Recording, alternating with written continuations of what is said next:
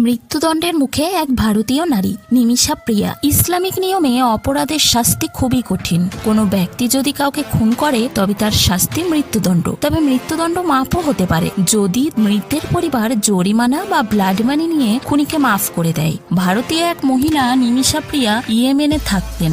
সেখানে তাকে ফাঁসির সাজা শোনানো হয়েছে। তার অপরাধ হলো সেখানকার এক ব্যক্তিকে অজ্ঞানের ইনজেকশন দিয়ে মেরে ফেলে। ধরা পড়ার পর মহিলাটি বলেছে সে আমার পাসপোর্ট দিচ্ছিল না, তাই পাসপোর্ট তার বাড়ি থেকে খুঁজে নিয়ে আসার জন্য তাকে অজ্ঞান করি, কিন্তু ডোজ বেশি হবার জন্য ওই ব্যক্তির মৃত্যু হয়। কিন্তু প্রকৃতপক্ষে আরও জানা যায় ইয়েমেনি লোকটাকে মেরে টুকরো করে পানির ট্যাঙ্কির মধ্যে লুকিয়ে রেখে আরবে পালানোর সময় ইয়েমেনি বর্ডারে নিমিষা প্রিয়াকে সেখানকার পুলিশ ধরে ফেলে। ঘটনাটি 2017 সালে ঘটে। 2020 সালে মৃত্যুদণ্ডের রায় দেওয়া হয় আর 2025 সালে 16 জুলাই ফাঁসি হবার কথা, কিন্তু ফাঁসি কিছুদিন পিছিয়ে গিয়েছে।